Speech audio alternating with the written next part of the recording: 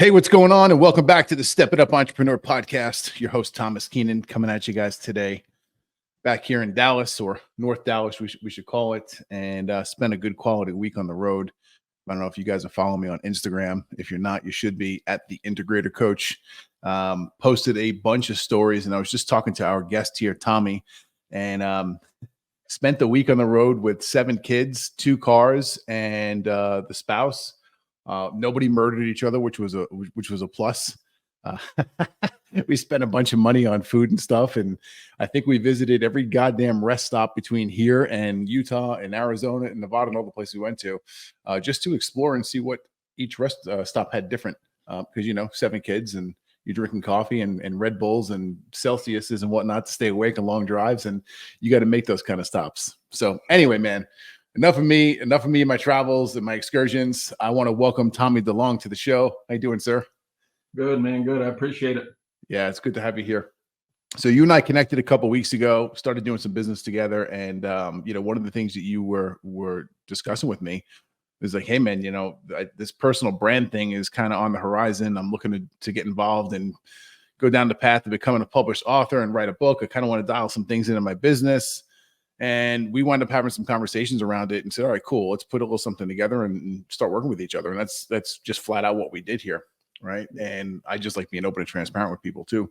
But one of the things that we talked about was you getting involved and doing more podcasts so you can get your name out there. And here we are, like, oh, wow, opportunity knocked. Mm-hmm. So here we are recording this today, and I think it's a really good opportunity for people to learn a little bit more about you, what you're doing right now with your company, some of the companies that you've had in the past. And I'm a big believer in also sharing some of the failures that we've had and some of the things that may not have gone correctly to help others so they can avoid them. Shit, man, I've had my fair share of things that I've done wrong and effed up in life, and it's just part of being human. So let's hear a little bit about you. I want to hear about the current company you got now, but I also want to backtrack into some of the past businesses and see some or try to uncover some lessons learned if we can. Yeah, for sure. Yeah, again, I appreciate definitely been cool getting to know you and work with you more, and definitely appreciate you getting me on here. So currently I'm in Houston, Cy-Fair, Tomball, kind of the outer skirts, Northwest Houston. And I grew up in the construction industry in this area, a little more south in Richmond, Rosenberg. But I mean, as far back as I can remember, I was helping my dad and grandfather in construction, just doing whatever I could, trying not to mess stuff up as a little kid, helping as a gopher, get tools, hold the light, whatever I could. Yeah.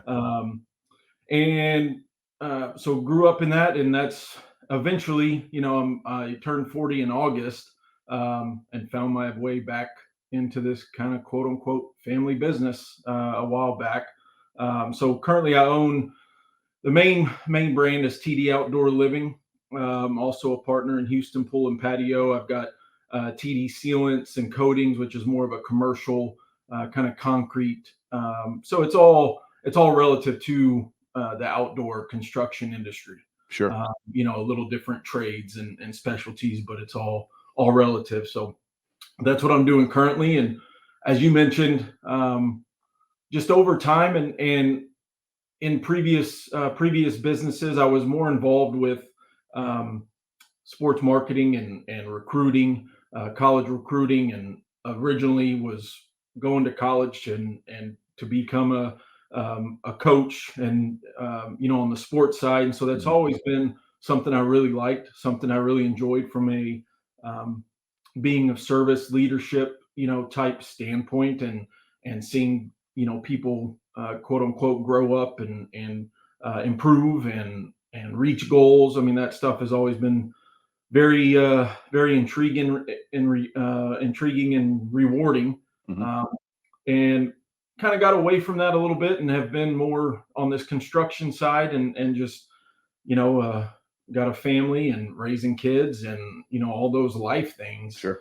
And here recently, just to be transparent, overcoming a few of my own struggles, with some things and mending relationships and putting myself in, reading a lot, getting back into the Bible and spirituality and getting closer to God, and um, just getting back to myself, Yeah. and truly kind of finding more of a balance of business, construction, Mhm. but also, my true calling.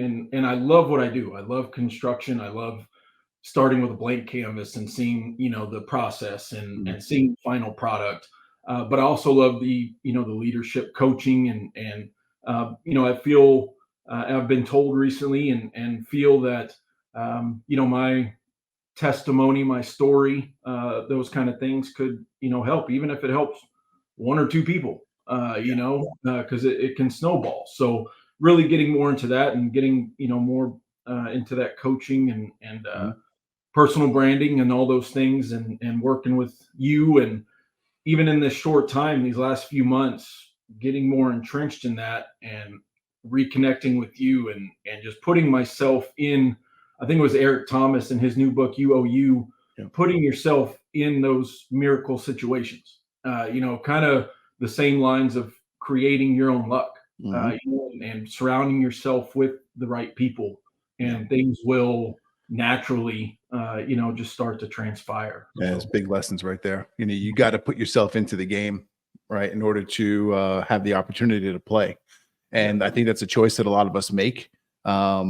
It's one that I've been through. I've been through several different iterations of it over the last couple of years, especially not just in the business side, but also the personal side of the house, where it's like, oh shit, if I want to get back into the game, if I want to get into this next level of the game, I have to shed some of this weight that I'm carrying with me.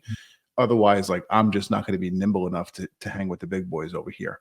Yeah. And it's caused some like really tough conversations I've had with myself, and I've been in and out of a couple different relationships because of it. And this was like for you, I just had this last year. 2023 was a year where I had to go in and really do some deep inner work on me and figure out who I was and what I really wanted out of this life. I mean, dude, I'm 44 years old. The clock's ticking. And I've also learned probably one of the hardest lessons is I like to please people, right? And it's just, I think, part of the entrepreneurship piece of me, part of the sales rep piece of me. You always want to do the right thing and leave the person smiling. Like when I was in the car stereo game, man, I'll never forget this. One of the guys that I learned a lot from, he ingrained this in my head, and he's like, if your client, if your customer leaves this store and they're not smiling from ear to ear, you fucked up. Mhm. And like I kind of went through life with that same mentality. Sure. At the same point in time, like you cannot please and make every single person in your life, whether it's business or personal, you can't make them all happy. Because No. if you try to do so, like it's going to eat you up internally until there's nothing left. Yeah. So Yeah. Yeah. And definitely. your one of your Facebook groups, I replied today, and it was kind of on brand with that, on point with that, of, not every phone call, not every email, not every text is into the world urgent. And over the years, just like you said, with that salesmanship and entrepreneurship, and even growing up, with parents and coaches, and you want to do right, you want to please, you earn that praise, that pat on the back. And it's taken, you're 44, I'm 40.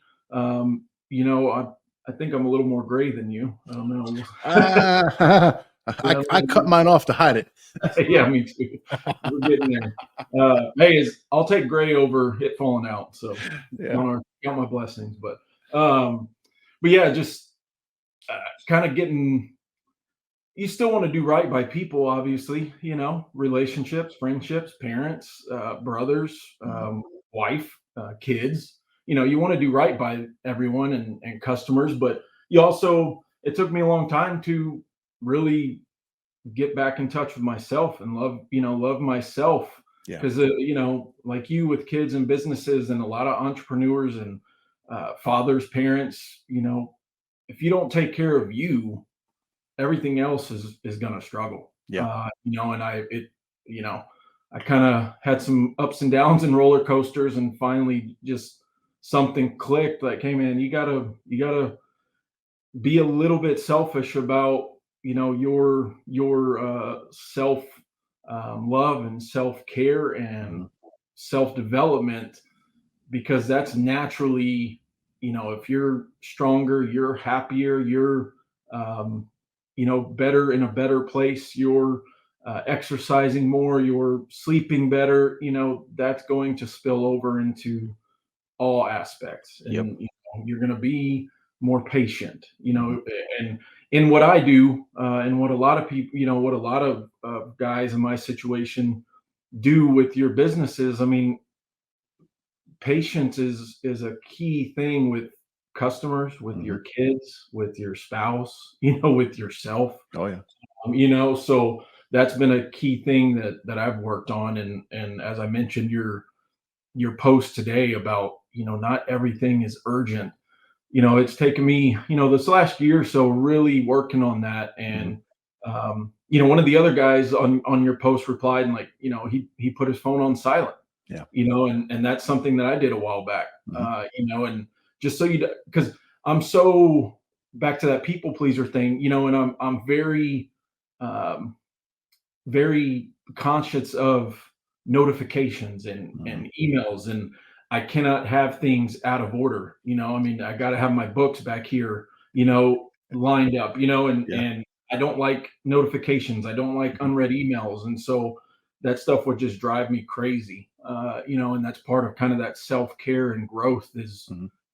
getting back to people and not letting stuff sit for days on days, but also, not letting it be a distraction and Yeah. taking you away from everything else. Yeah, that's Right. just the key right there. So my belief is this: today's society breeds us, men, women, I don't care what, your sex is, it breeds us as individuals to be in a reactive state at all times. And When I everything's say jump, you say how high. yeah. And like that's just not the way it has to be. Like nothing's really that important. And it took me a long time, a lot of self-development, a lot of reading, working with a lot of different coaches to kind of break that through that glass ceiling, break through that barrier. And I'll never forget, it hit me the most a couple years ago. My last service-based business, I was at working with in my coach's office, because he was like a 10-15 minute drive from my house in New York, which was fucking brilliant. It was awesome. Mm. So I just go into the dude's office on a Friday and we'd spend 3 hours together and just whiteboard and work and do some computer shit. And I remember this one day, my business partner was there with us, and he didn't show up all the time because he didn't really give a fuck, to be quite honest with you, which is a whole other topic and story. One of the reasons we're no longer together. Um, Off camera. yeah, oh, I got no problem talking about it on camera. He showed up, and our guys, we had a bunch of field technicians. We in the GPS tracking space. Like, the guys who we have working for us are skilled technicians. They have to be skilled, otherwise they're gonna, set some guy's brand new Volvo VNL tractor that's $500,000. Are gonna set it on fire or burn a module. So if you're not hiring a skilled guy, like, you're kind of screwed. And at the same point in time, as much training as we'd give these guys, they just found it easier to call either our installation manager or myself or my business partner for the answer. And, like, that's one of the curses and blesses of understanding and being a good operator, a good installer, a good technician, a good contractor, a good carpenter, a good electrician. Right? It's one of the reasons that we get into the trade, but it's also one of the things that holds us back, because we usually feed right into the communication coming from the team, because it's like, oh yeah, no, hook it up to the power lug on the left, not the one to the right, because that one goes to sleep after 20 minutes after you shut the key off. Right? Because I have this useless information in my head. That's not really useless, but it's there. Right? And because we've been doing it for so long, we're the experts. It's easier for us to just tell the guy so we can move on and get the next thing done. Mhm. From a psychological level, what we don't realize is going on is we are releasing chemicals in our brain that make us feel good when we solve a problem and help someone. The problem with that is that we are not helping that person progress and grow. Yeah. We're now training them to say, oh, next time I got a problem, just call Tom, because it's going to be a hell of a lot easier calling him, and I won't have to go search through all the documents. I won't have to log into the video training or the SOP manual or wherever else we got this stored in the company files. I'll just shoot him a text or shoot him a call, and boom, there it is. Okay, so now we're back into the office with the coach Dean. my business partner, his phone is going off like crazy. He's probably interrupted this meeting 6 or 7 times by picking up and answering an actual phone call. I'm not even counting the texts that were coming through in between. So Dean looks at him and he's like, Jimmy, what are you doing? It's like, we're in here. We got 3 hours and you've interrupted this multiple times at this point. And Jimmy's like, the guys, they got questions, this, that, the other thing. So he explains his side of the story and puts up a pretty strong argument. And my coach Dean at the point just like tore into him. It was like, if you keep doing that, you're going to hinder these guys forever. And, it's one of those things where shortly after that meeting, I had other friends who were business owners, entrepreneurs, who had told me about putting your phone on silent and not answering it. And like, you don't answer your phone for anybody. And I was like, like some customers call me directly instead of calling the office. So I want to be available for them. And our mindset sometimes is like, like the scarcity mindset that we hold on to is like, well, if I don't answer the call, like I'm not going to get the business from that person, which is bullshit. Because if that person truly likes you and wants to do business with you, they will wait for you to call or text them back. Mm-hmm. And I'm not saying you're going to make them wait for a week or two, like be reasonable, but it doesn't have to be the instant that they call you that you answer the phone and say, oh yeah, sure, Bob, we'll be there tomorrow at 9. Mm-hmm. It just doesn't have to be that way. But it's one of those things where it's very hard for us to believe it. And we're very leery about it as a business owner or an entrepreneur. And we take these very small steps in order to actually like flip that coin over or turn the rock over. And I remember, man, like finally just having the balls to come through and do it and be with it. And a lot of it came down to going through and figuring out what my worth per hour was and doing a time study for myself and all stuff that we're going to be diving into real soon with you as well. But this information gave me the actual data points to show me how much money I was throwing out or putting on the table every time that I allowed myself to get interrupted. And when I saw the number, because I knew what I made per year, I saw the number and I was like, yo, that is not like child's play money. That's big boy money. I have to now make a change. Because once you become aware, right, and you're going to hear me say this over and over and over again. Once you become aware, now you have a choice. It's that simple. So you can continue to sit in the suck and say, oh, woe is me, I'm a little bitch. Or you can do the hard work and overcome the issue. Mm-hmm. Yeah, for sure. Yeah. And I'm definitely looking forward to that because, I'm more of a hustle. I have a 4-year degree, but it's in sports marketing with a minor in business. It's not in business. It's not in MBA. It's not in construction science. I'm more of learn on the job, self-education, type stuff. I'm not the highly technical, guru, in the technical side of things. I'm more relational, sales, leadership, so definitely looking forward to working with you on the getting stuff documented, and getting stuff on paper so that we can continue because where we're at is it's a comfortable point, but you don't, I think it's Craig Groeschel, Pastor Craig or somebody says, you can't be comfortable and grow. They cannot coexist. Yeah, they don't. And so if I stay at this point, it'll be okay. But that's not what I'm after. That's not what most people want. You want to grow and scale and achieve more, but without getting that stuff, taking care of more of that technical side. The SOPs and getting stuff documented. I'm going to be in. I'm going to be in the same spot. So it's something we've got to get done. And to your point of teaching and empowering, that's something I've worked on the last few months for sure is just taking a breath and kind of stepping back and learning to delegate. Because for basically my whole life, my leadership has been, I'm just going to show you. And then if you're taking too long or not doing it the way I want to do it, I'm just going to do it, because I'd rather do it in 5 minutes than show you in 30 minutes. Yep. Right. It's the curse of the small business owner. Yeah. That's not helping and empowering you. Yeah. And that's a big part of leadership is you gotta you got to train and empower, Mhm.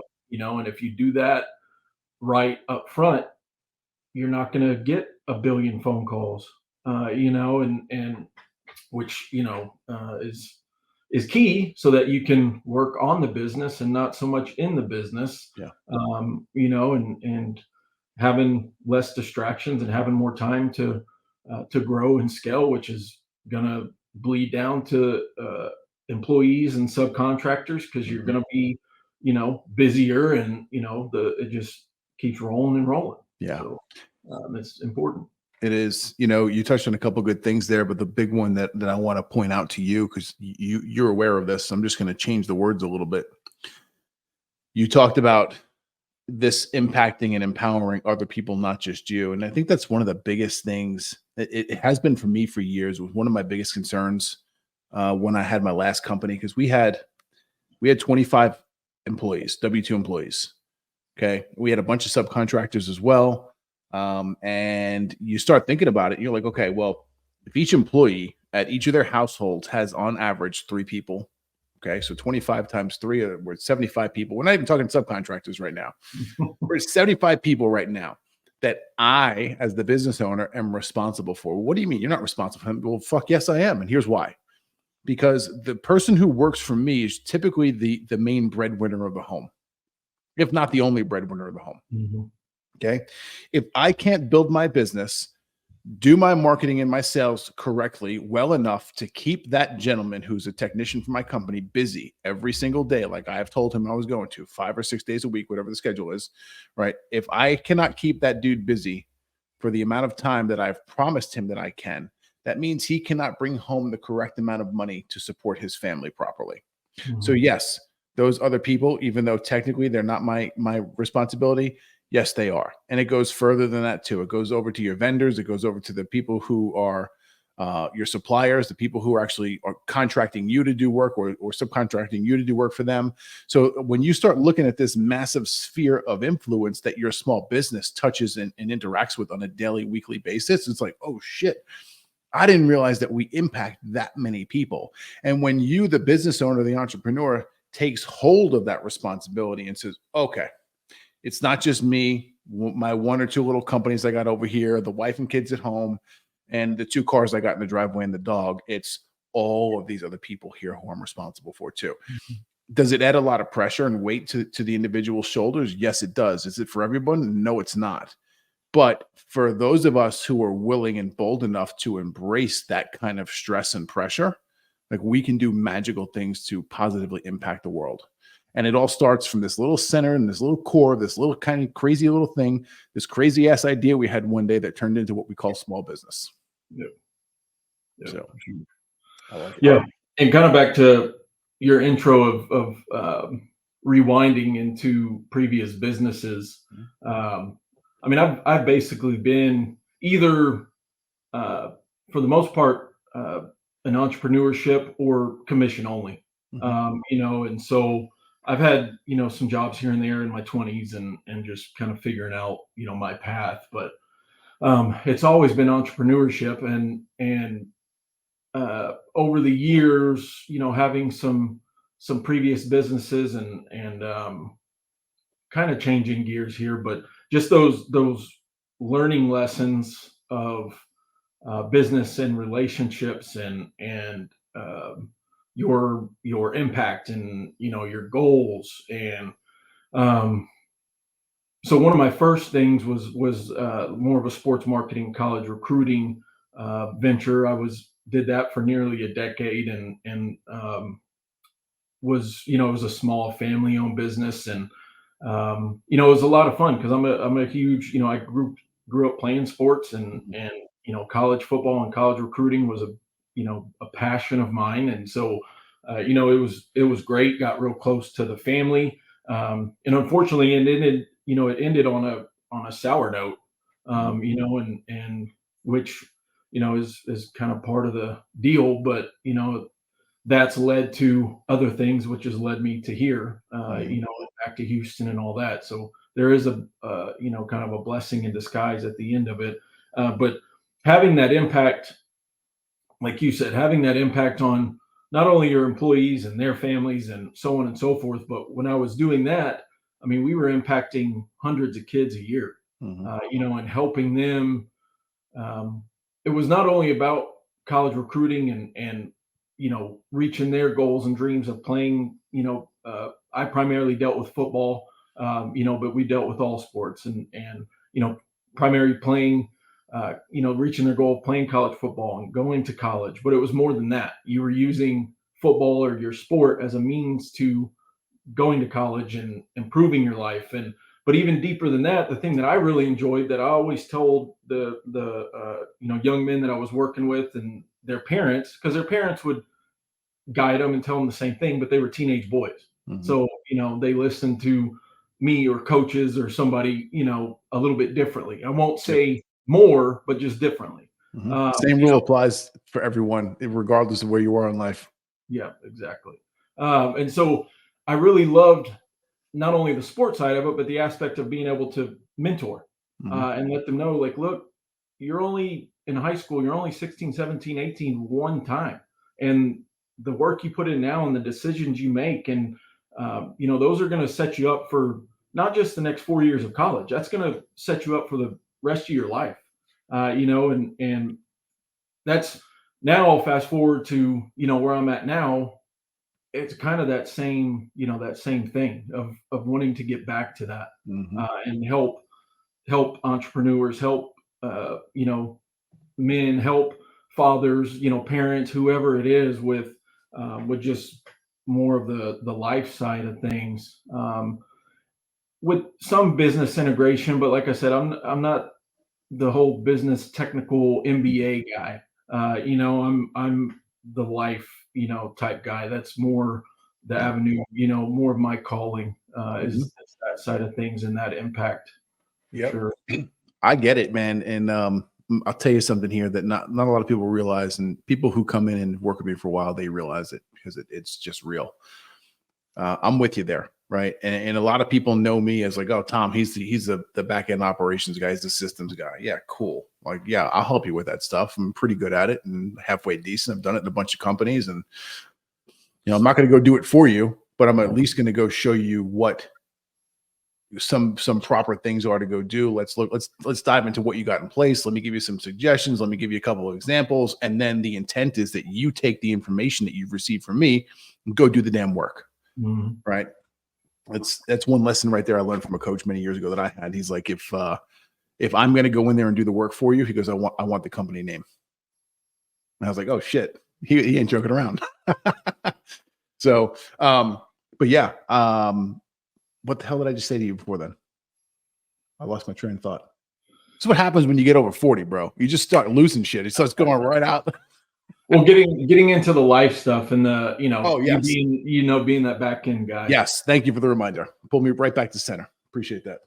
Um, so a lot of people come in and they expect that they're going to work with me or they're going to work with one of the other coaches at Step It Up Academy and that we're going to be all business all the time. And it's just not the way it is. Right. And one of the things that I learned years ago is that I need to check in on my people. Mhm.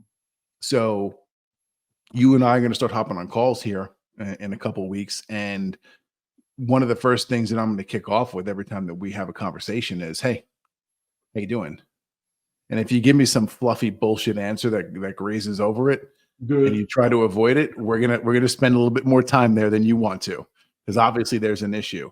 But going back to the whole point of what you're saying is like, yeah, it's not business all the time. There's definitely some life aspects that are gonna get thrown into it. And here's the theory, and like here's the reasoning and the why that I do it this way.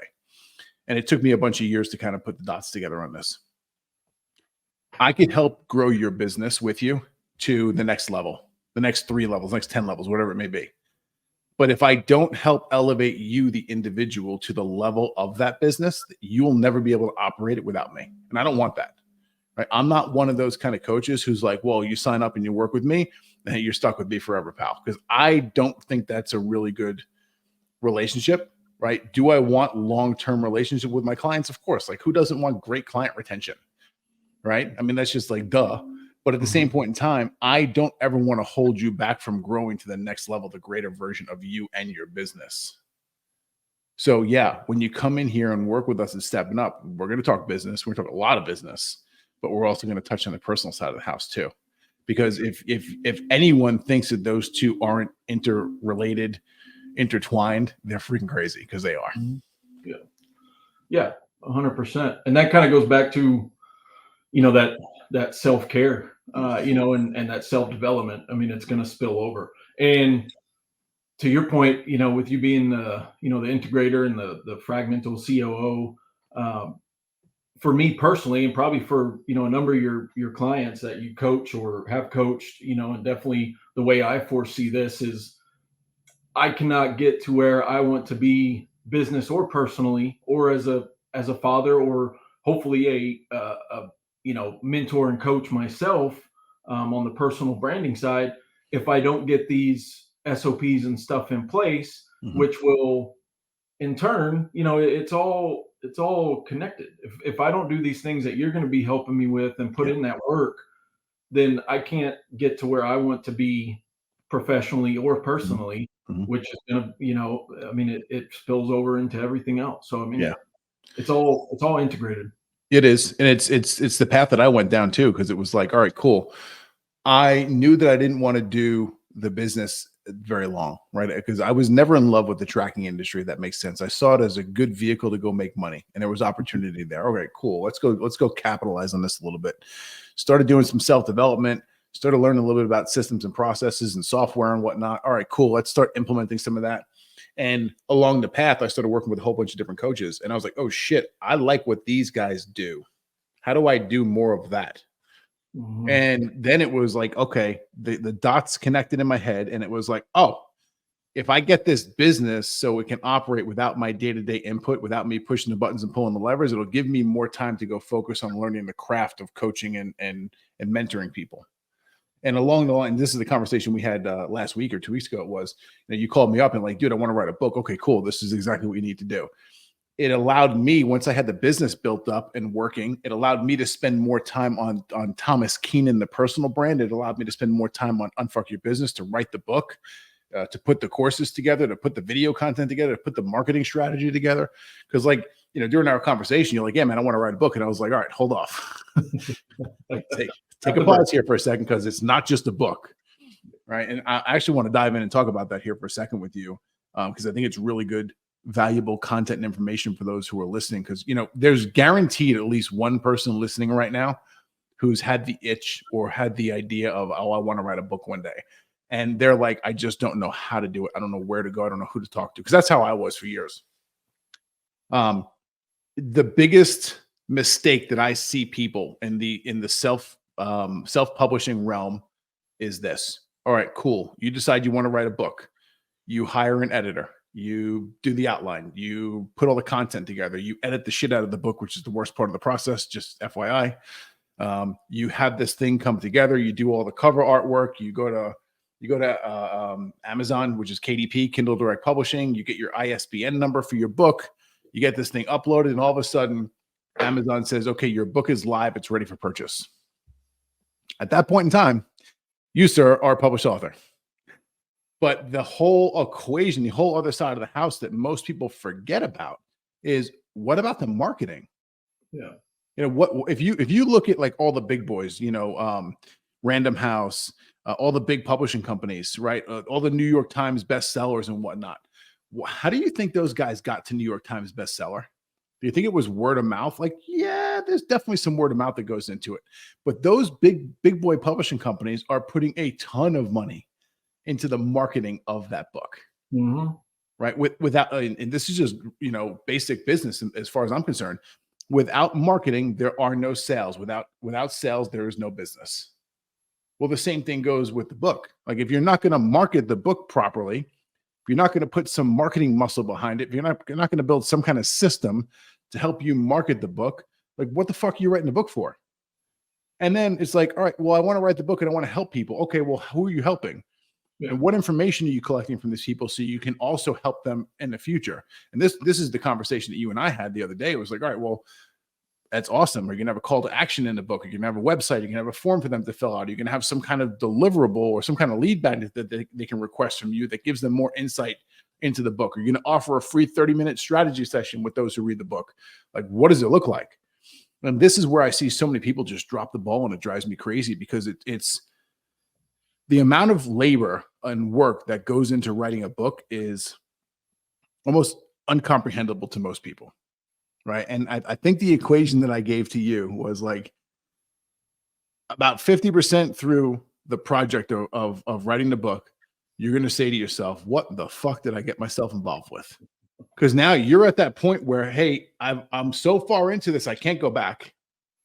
Or and the flip side is, well, I'm so far into this, I may as well finish it at this point too.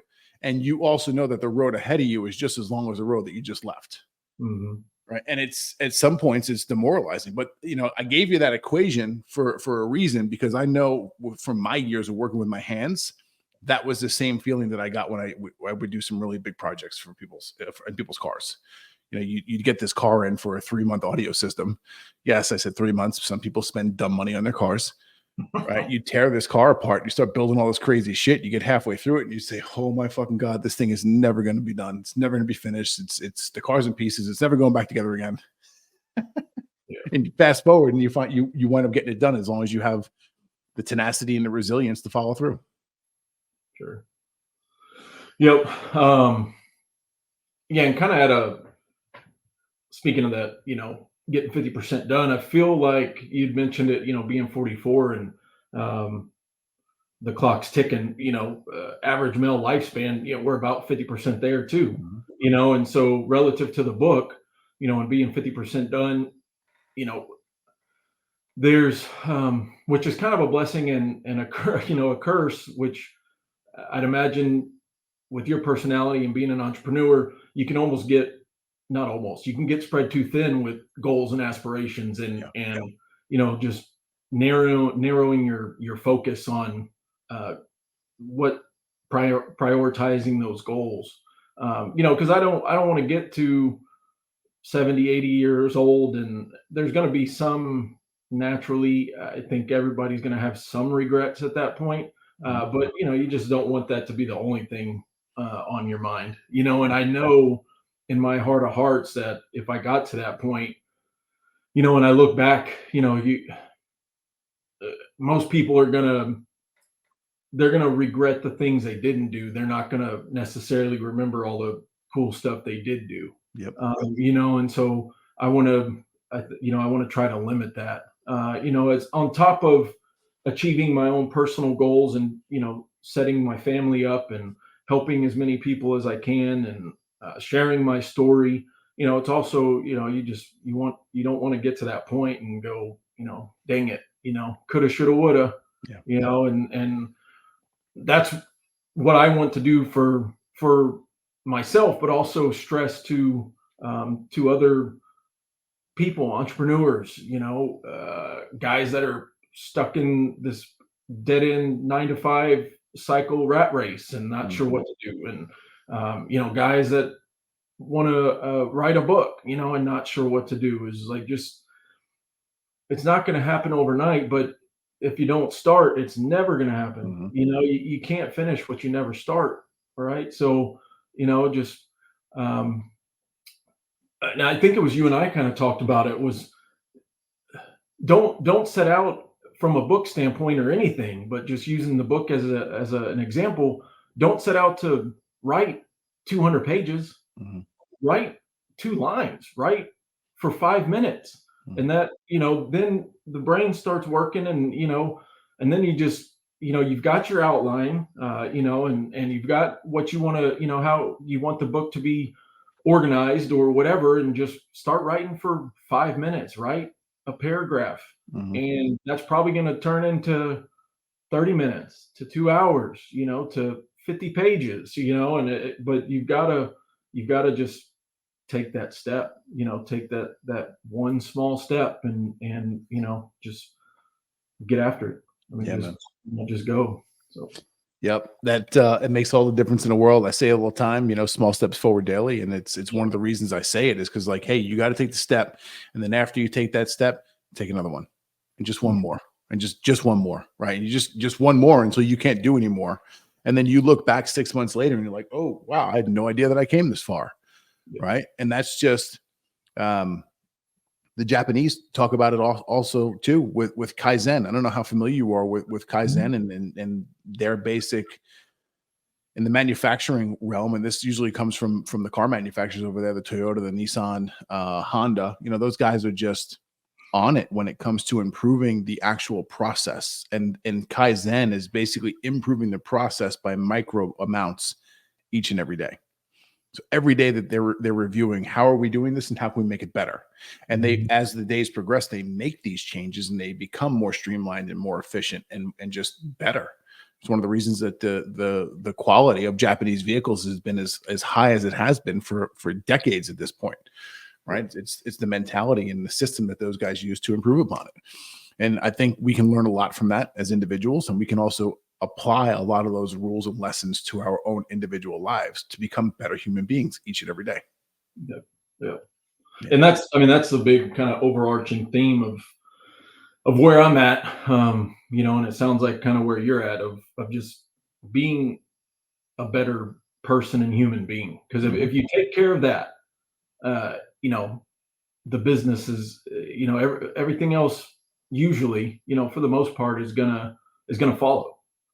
You know, and over these last few months, like I said, I mean, I've had to do some work on myself and mending relationships, and I've still done, you know, I've still worked hard on the business, but it hasn't been, uh, you know, my 16-hour a day type thing, Hmm. and it's been just fine. Yep. You know, so you know, which is the things that I've gone through the last, let's just call it 6 months. At the time, you know, they sucked.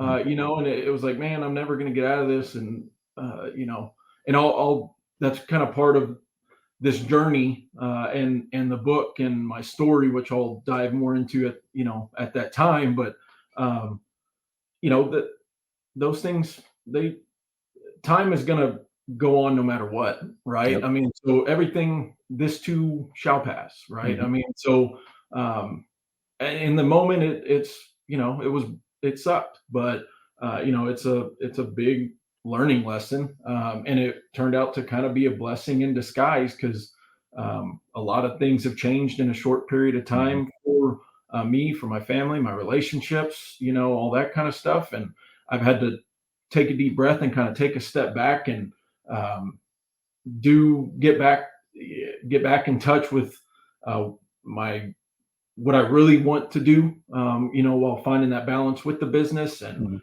empowering, you know, my key guys and just kind of letting go, you know, and kind of relinquishing some of that ego and control, Yes. you know, and take a deep breath and everything Mhm. is going just fine, you know, and I think that naturally when I'm not so hell bent and tense and wanting to control everything.